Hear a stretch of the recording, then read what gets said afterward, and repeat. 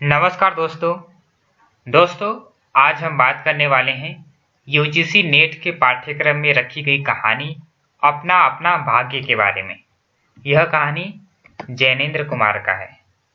दोस्तों, अपना अपना भाग्य कहानी यह जैनेन्द्र के कहानी संकलन वातायन में संकलित है, जिसका प्रकाशन वर्ष 1931 है। तो यह बात आपको ध्यान में रखना है कि ये जो कहानी है अपना अपना भाग्य, यह जैनेन्द्र के कहानी संग्रह अपना अपना भाग्य में संकलित है। दोस्तों, कहानी के बारे में हम कुछ मुख्य बातें जान लेते हैं। तो ये अपना अपना भाग्य जो कहानी है, इसका उद्देश्य है आज के समाज में व्याप्त स्वार्थपरता, संवेदन शून्यता और आर्थिक विषमता को उजागर करना। आज के समाज में परोपकारिता का अभाव हो गया है। निर्धन की सहायता करने की अपेक्षा सब उसे अपना अपना भाग्य कहकर मुक्ति पा लेते हैं। हर कोई अपनी सामाजिक जिम्मेदारी से बचना चाहता है। किसी को अन्य के दुख से कुछ लेना देना नहीं होता। इस कहानी में बड़े ही मार्मिक ढंग से एक गरीब बच्चे का चित्रण किया गया है, जो भूख और ठंड के कारण दम तोड़ देता है और मृत्यु को उसका भाग्य मान लिया जाता है। तो दोस्तों, आइए हम कहानी शुरू करते हैं। उससे पहले अगर आप हमारे चैनल पर नए हैं तो हमारे चैनल को सब्सक्राइब कर लीजिए, ताकि जब हम नया वीडियो बनाएं तो उसका नोटिफिकेशन आप तक पहुंच सके। बहुत कुछ निरुद्देश्य घूम चुकने पर हम सड़क के किनारे की एक बेंच पर बैठ गए। नैनीताल की संध्या धीरे धीरे उतर रही थी। रुई के रेशे से भाप से बादल हमारे सिरों को छू छू कर बेरोक टोक घूम रहे थे। हल्के प्रकाश और अंधियारी से रंग कर कभी वे नीले दिखते, कभी सफेद, और फिर देर में अरुण पड़ जाते। वे जैसे हमारे साथ खेलना चाह रहे थे। पीछे हमारे पोलो वाला मैदान फैला था। सामने अंग्रेजों का एक प्रमोद गृह था, जहां सुहावना रसीला बाजा बज रहा था, और पार्श्व में था वही सुरम्य अनुपम नैनीताल। ताल में किश्तियां अपने सफेद पाल उड़ाती हुई एक दो अंग्रेज यात्रियों को लेकर इधर से इधर खेल रही थी। कहीं कुछ अंग्रेज एक एक देवी सामने प्रतिस्थापित कर अपनी सुई सी शक्ल की डोरियों को मानो शर्त बांधकर सरपट दौड़ा रहे थे। कहीं किनारे पर कुछ साहब अपनी बंसी डाले सधैर्य एकाग्र एकस्त एकनिष्ठ मछली चिंतन कर रहे थे। पीछे पोलो लान में बच्चे किलकालियां मारते हुए हॉकी खेल रहे थे। शोर, मारपीट, गाली गलौज भी जैसे खेल का ही अंश था। इस तमाम खेल को उतने क्षणों का उद्देश्य बना वे बालक अपना सारा मन, सारी देह, समग्र बल और समूची विधा लगाकर मानो खत्म कर देना चाहते थे। उन्हें आगे की चिंता न थी, बीते का ख्याल न था। वे शुद्ध तत्काल के प्राणी थे। वे शब्द की संपूर्ण सच्चाई के साथ जीवित थे। सड़क पर से नर नारियों का अविरल प्रवाह आ रहा था और जा रहा था। उसका न और था न छोर। यह प्रवाह कहाँ जा रहा था और कहाँ से आ रहा था, कौन बता सकता है। सब उम्र के, सब तरह के लोग उसमें थे। मानो मनुष्यता के नमूनों का बाजार सचकर सामने से इठलाता निकला जा रहा हो। अधिकार गर्व में तने अंग्रेज उसमें थे और चिथड़ों से सजे घोड़ों की बाग थामे वे पहाड़ी उसमें थे जिन्होंने अपनी प्रतिष्ठा और सम्मान को कुचलकर शून्य बना लिया है और जो बड़ी तत्परता से दुम हिलाना सीख गए हैं। भागते खेलते हंसते शरारत करते लाल लाल अंग्रेज बच्चे थे और पीली पीली आंखें फाड़े पिता की उंगली पकड़कर चलते हुए अपने हिंदुस्तानी नौनिहाल भी थे। अंग्रेज पिता थे जो अपने बच्चों के साथ भाग रहे थे, हंस रहे थे और खेल रहे थे। उधर भारतीय पितृदेव भी थे जो बुजुर्गों को अपने चारों तरफ लपेटे धन संपन्नता के लक्षणों का प्रदर्शन करते हुए चल रहे थे। अंग्रेज रमणियां थी जो धीरे धीरे नहीं चलती थी, तेज चलती थी। उन्हें न चलने में थकावट आती थी, न हंसने में मौत आती थी। कसरत के नाम पर घोड़े पर भी बैठ सकती थी और घोड़े के साथ ही साथ जरा जी होते ही किसी किसी हिंदुस्तानी पर कोड़े भी फटकार सकती थी। वे दो दो तीन तीन चार चार की टोलियों में निशंक निरापद इस प्रवाह में मानो अपने स्थान को जानती हुई सड़क पर चली जा रही थी।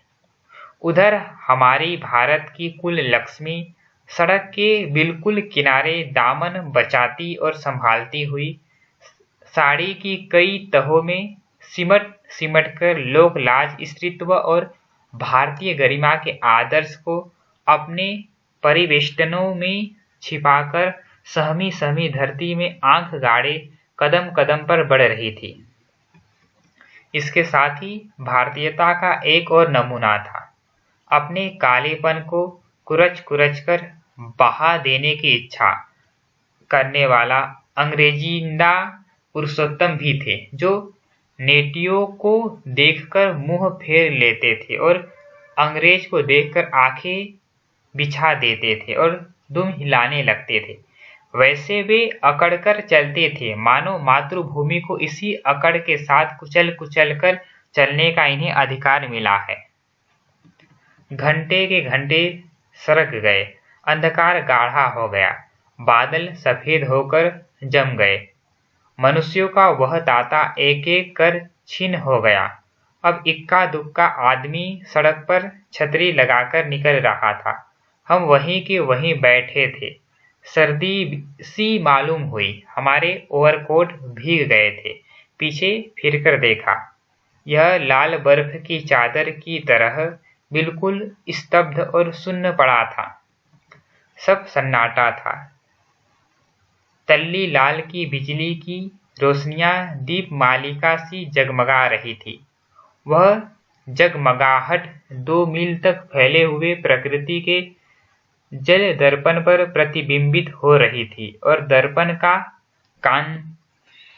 कांपता हुआ लहरें लेता हुआ वह जल प्रतिबिंबों को 100 गुना 1000 गुना करके उनके प्रकाश को मानो एकत्र और पूंजीभूत करके व्याप्त कर रहा था। पहाड़ों के सिर पर की रोशनियां तारों सी जान पड़ती थी। हमारे देखते देखते एक घने पर्दे ने आकर इन सबको ढक दिया। रोशनियां मानो मर गई, जगमगाहट लुप्त हो गई। वे काले काले भूत से पहाड़ भी इस सफेद पर्दे के पीछे छिप गए।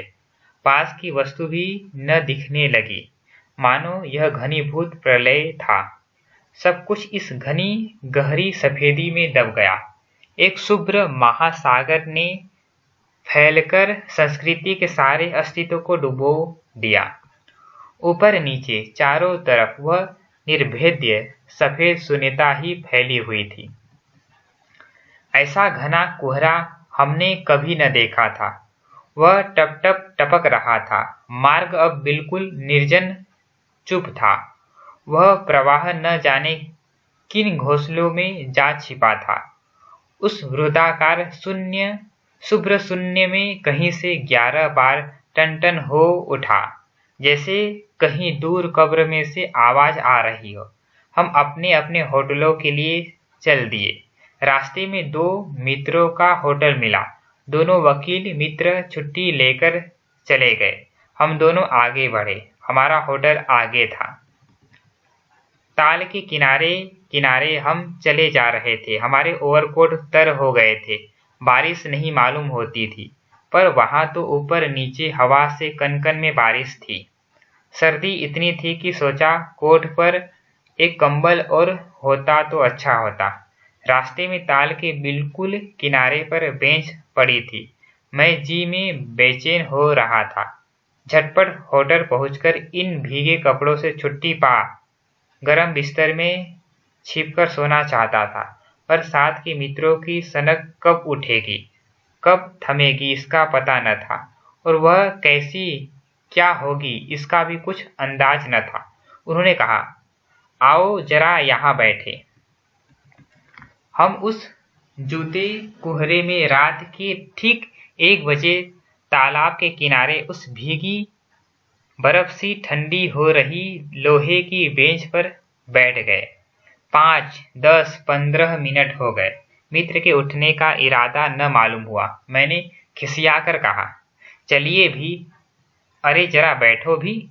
हाथ पकड़कर जरा बैठने के लिए जब इस जोर से बैठा लिया गया तो और चारा न रहा। लाचार बैठे रहना पड़ा। सनक से छुटकारा आसान न था, और यह जरा बैठना जरा न था, बहुत था। चुपचाप बैठे तंग हो रहा था, कूड़ रहा था कि मित्र अचानक बोले, देखो वह क्या है। मैंने देखा, कुहरे की सफेदी में कुछ ही हाथ दूर से एक काली सी सूरत हमारी तरफ बढ़ी आ रही थी। मैंने कहा, होगा कोई। 3 गज की दूरी से दिख पड़ा। एक लड़का सिर के बड़े बड़े बालों को खुजलाता चला आ रहा है। नंगे पैर है, नंगा सिर, एक मैली सी कमीज लटकाए है। पैर उसके न जाने कहाँ पड़ रहे हैं, और वह न जाने कहाँ जा रहा है, कहाँ जाना चाहता है। उसके कदमों में जैसे कोई न अगला है न पिछला है, न दायां है न बायां है।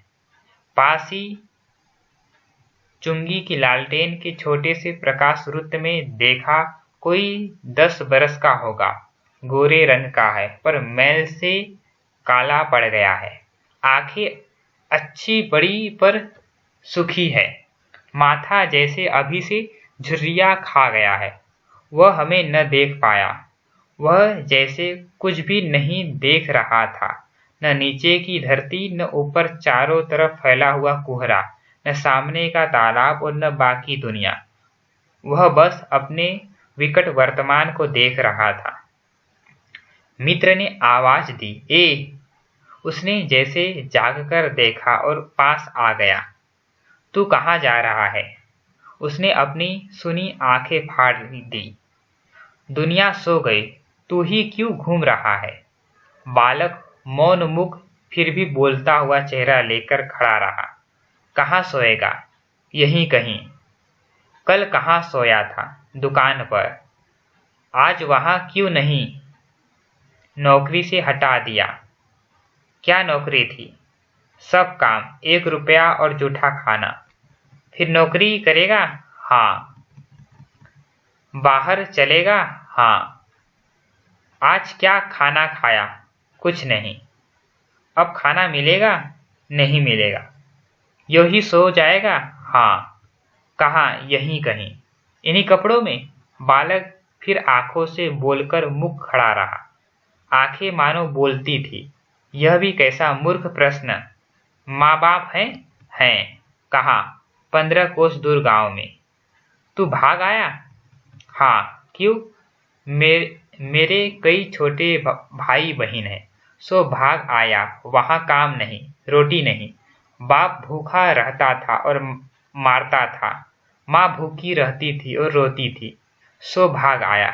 एक साथी और था, उसी गांव का, मुझसे बड़ा था। दोनों साथ यहाँ आए। वह अब नहीं है। कहाँ गया? मर गया। मर गया? मर गया। हाँ, साहब ने मारा, मर गया। अच्छा, हमारे साथ चल। वह साथ चल दिया। लौटकर हम वकील दोस्तों के होटल में पहुंचे। वकील साहब, वकील लोग होटल के ऊपर के कमरे से उतर कर आए। कश्मीरी दोसाला लपेटे थे, मोजे चढ़े, पैरों में चप्पल थी। स्वर में हल्की सी झुंझलाहट थी, कुछ लापरवाही थी। आहा, फिर आप कहिए। आपको नौकर की जरूरत थी न? देखिए, यह लड़का है। कहाँ से ले आए? इसे आप जानते हैं? जानता हूं, यह बेईमान नहीं हो सकता। अजी, ये पहाड़ी बड़े शैतान होते हैं। बच्चे बच्चे में गुल छिपे रहते हैं। आप भी क्या अजीब है, उठा लाए कहीं से। लो जी, यह नौकर लो। मानिए तो यह लड़का अच्छा निकलेगा। आप भी जी, बस खूब है। एरे गैरे को नौकर बना लिया जाए, अगले दिन वह न जाने क्या क्या लेकर चंपत हो जाए। आप मानते ही नहीं, मैं क्या करूं? माने क्या खाक, आप भी जी अच्छा मजाक करते हैं। अच्छा, अब हम सोने जाते हैं। और वे 4 रुपए रोज के किराए वाले कमरे में सजी मसहरी पर सोने झटपट चले गए। वकील साहब के चले जाने पर होटल के बाहर आकर मित्र ने अपनी जेब में हाथ डालकर कुछ टटोला, पर झट कुछ निराश भाव से हाथ बाहर कर मेरी ओर देखने लगे। क्या है?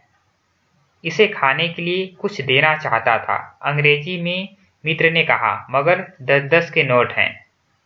नोट ही शायद मेरे पास हैं, देखूं। सचमुच मेरे पॉकेट में भी नोट ही थे। हम फिर अंग्रेजी में बोलने लगे। लड़के के दांत बीच बीच में कटकटा उठते थे। कड़ाके की सर्दी थी। मित्र ने पूछा, तब? मैंने कहा, 10 का नोट ही दे दो। सपका कर मित्र मेरा मुंह देखने लगे। अरे यार, बजट बिगड़ जाएगा। हृदय में जितना दया है, पास में उतने पैसे तो नहीं है। तो जाने दो, यह दया ही इस जमाने में बहुत है, मैंने कहा। मित्र चुप रहे, जैसे कुछ सोचते रहे। फिर लड़के से बोले, अब आज तो कुछ नहीं हो सकता, कल मिलना। वह होटल डी पब जानता है, वही कल 10 बजे मिलेगा। हाँ, कुछ काम देंगे जरूर। हाँ, कुछ काम देंगे हुजूर। हाँ हाँ, ढूंढ दूंगा। तो जाओ। हाँ, ठंडी सांस खींचकर मित्र ने कहा, कहाँ सोएगा? यहीं कहीं बेंच पर, पेड़ के नीचे किसी दुकान की भट्ठी में। बालक फिर उसी प्रेत गति से एक ओर बढ़ा और कुहरे में मिल गया। हम भी होटल की ओर बढ़े। हवा तीखी थी, हमारे कोटों को पार कर बदन में तीर सी लगती थी। सिकुड़ते हुए मित्र ने कहा, भयानक शीत है। उसके पास बहुत कम कपड़े। यह संसार है यार। मैंने स्वार्थ की फिलॉसफी सुनाई। चलो, पहले बिस्तर में गर्म हो लो, फिर किसी और की चिंता करना। उदास होकर मित्र ने कहा, स्वार्थ जो कहो, लाचारी कहो, निष्ठुरता कहो या बेहयाई। दूसरे दिन नैनीताल स्वर्ग के किसी काले गुलाम पशु के दुलारे का वह बेटा, वह बालक निश्चित समय पर हमारे होटल डी पब में नहीं आया। हम अपनी नैनीताल की सैर खुशी खुशी खत्म कर चलने को हुए। उस लड़के की आस लगाते बैठे रहने की जरूरत हमने न समझी। मोटर में सवार होते ही थे कि यह समाचार मिला कि पिछली रात एक पहाड़ी बालक सड़क के किनारे पेड़ के नीचे ठिठुर कर मर गया। मरने के लिए उसे वही जगह, वही 10 बरस की उम्र और वही काले चिथड़ों की कमीज मिली। आदमियों की दुनिया ने बस यही उपहार उसके पास छोड़ा था। पर बताने वालों ने बताया कि गरीब के मुंह पर छाती, मुट्ठी और पैरों पर बर्फ की हल्की सी चादर चिपक गई थी, मानो दुनिया की बेहयाई ढकने के लिए प्रकृति ने शव के लिए सफेद और ठंडे कफन का प्रबंध कर दिया था। सब सुना और सोचा, अपना अपना भाग्य। दोस्तों, यह थी कहानी अपना अपना भाग्य। अगर आपको यह कहानी पसंद आए तो वीडियो को लाइक कीजिए, चैनल को सब्सक्राइब कीजिए और दोस्तों के साथ शेयर कीजिए। दोस्तों, हमने अपने चैनल पे इससे पहले भी कई कहानियां अपलोड किए हैं। अगर आपने उन वीडियो को नहीं देखा है तो हमारे चैनल के प्लेलिस्ट में जाके उन्हें देख सकते हो। धन्यवाद।